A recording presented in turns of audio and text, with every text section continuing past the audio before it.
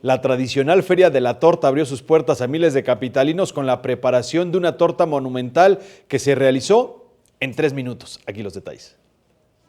A partir de este miércoles y hasta el 2 de septiembre, la explanada de la delegación Venustiano Carranza recibe la ya tradicional Feria de la Torta, que en esta edición está de manteles largos porque cumple 15 años y lo celebra con la torta más grande del mundo.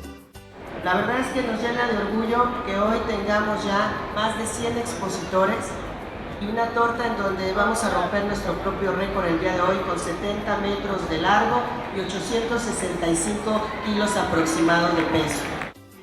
Esta monumental torta se preparó en un tiempo récord de 2 minutos con 29 segundos y se repartió entre los asistentes a la inauguración de esta fiesta culinaria.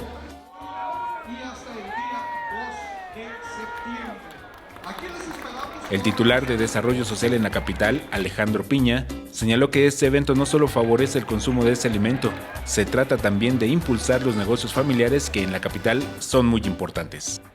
Las pequeñas empresas, muchas de ellas familiares, que se dedican a la preparación de este platillo que es la torta, bueno, pues la importancia que tiene es que aportan 7 de cada 10 empleos que se generan en esta ciudad.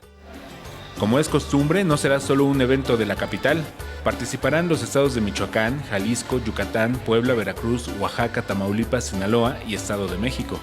En esta edición se espera también romper el récord de visitantes, pues se estima que en este año se superará la cifra de los 350,000. Con imágenes de Javier Martínez, Alberto Álvarez Santana, 21 Noticias.